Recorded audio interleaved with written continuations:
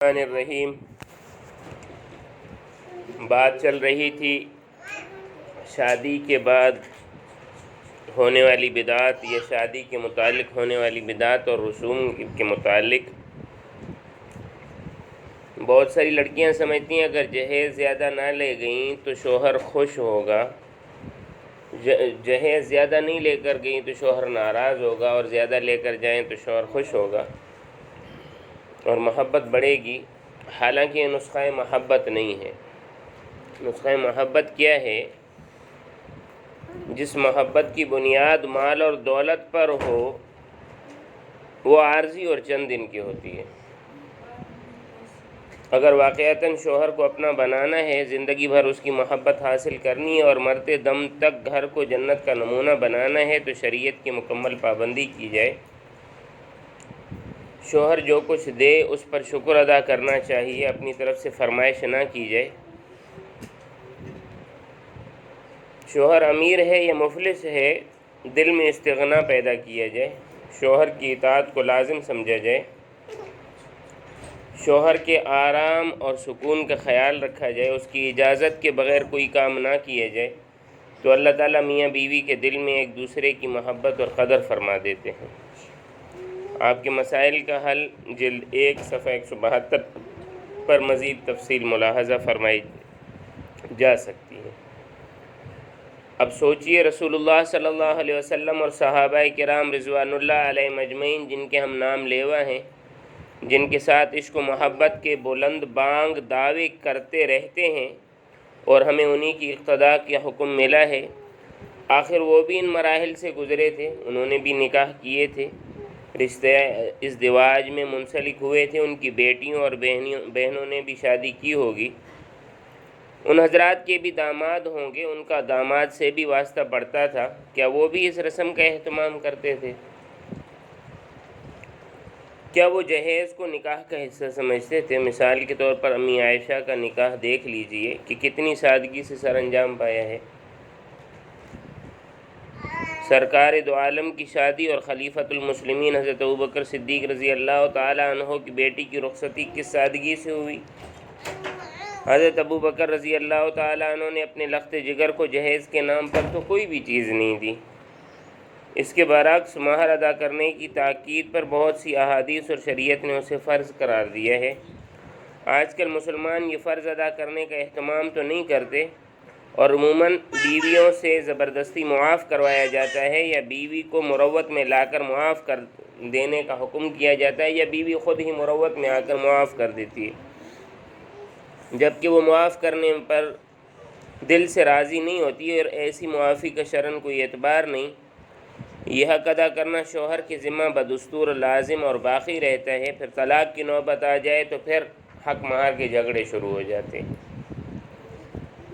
اس سلسلے میں نوجوانوں کو ہمت سے کام لینا چاہیے اور جہیز کی مروجہ لعنت کے خلاف بھرپور تحریک چلانی چاہیے اور اپنے والدین کے سامنے اس کی قباحتیں بیان کر کے انہیں اس پر آمادہ کرنا چاہیے کہ وہ جہیز کے بغیر شادیاں کرنے کو رواج دیں تاکہ اس بری رسم کا خاتمہ ہو۔ جہیز کے متعلق اور نسخہ محبت کے متعلق مزید تفصیل دیکھنے کے لیے آپ کے مسائل کا حل جلد 1 صفحہ 173 ملاحظہ فرمائیے۔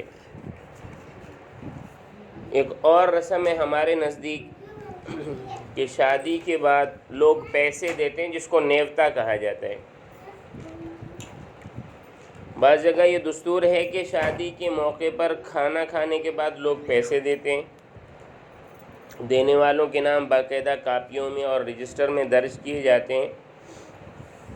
جب ان کے ہاں شادی ہوتی ہے تو کچھ روپے بڑھا کر یہ رقم واپس کی جاتی ہے۔ یہ انتہائی قبیح رسم ہے اور سود ہے۔ مسلمانوں کو کھانا کھلا کر ان سے قیمت وصول کرنا عقل اور غیرت اور عرف شرعی کے خلاف ہے۔ اس کے علاوہ اس میں کم از کم 4 برائیاں اور ہیں۔ پہلی، یہ رقم جبراً وصول کی جاتی ہے، بہین طور پہ کہ نہ دینے والے کو ملامت کی جاتی ہے، اور کسی کی دلی خوشی کے بغیر جبراً کچھ وصول کرنا اور استعمال کرنا دونوں حرام ہے۔ دوسرا، یہ رقم چونکہ لکھی جاتی ہے گویا قرض سمجھ کر وصول کی جاتی ہے اور بلا ضرورت قرض لینا بھی ممنوع ہے۔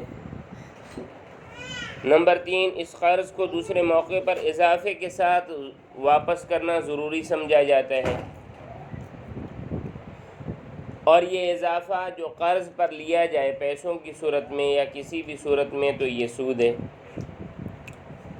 چوتھا، قرض سے متعلق حکم یہ ہے جب استطاعت تو ادا کر دیا جائے، اگر زندگی میں ادا نہ کیا ہے تو مرنے کے بعد ترقہ سے ادا کیا جائے، لیکن نیوت کی رقم مرنے کے بعد ادا کرنے کا اہتمام نہیں کیا جاتا۔ اسی طرح بچوں کی پیدائش پر اور دوسری رسموں پر بھی یہ نیوتے کا اور مال و دولت کا یہ سلسلہ جاری رہتا ہے، اور ان تمام چیزوں میں یہ قباحتیں اور یہ بری چیزیں اور یہ بری جو ہے شرعی غیر شرعی رسمیں موجود ہیں، تو ان سے احتیاط کرنا چاہیے۔ مزید تفصیل کے لیے آپ کے مسائل کا حل جلد 1 صفحہ 177 دیکھی جائے۔ ایک اور بری رسم ہے ہمارے پاس کہ بوقت نکاح دلہن کے پاس کچھ لوگوں کو بھیجا جاتا ہے۔ دیکھیں، لڑکی کا ولی اس کا والد، دادا یا بھائی ہوتا ہے۔ اگر لڑکی پہلے سے اپنی رضامندی ظاہر کر چکی ہے تو نکاح کے وقت لوگوں کو دلہن کے پاس بھیج کر اس کی رضا معلوم کرنا کہ وہ نکاح کے لیے راضی ہے یا نہیں ضروری نہیں۔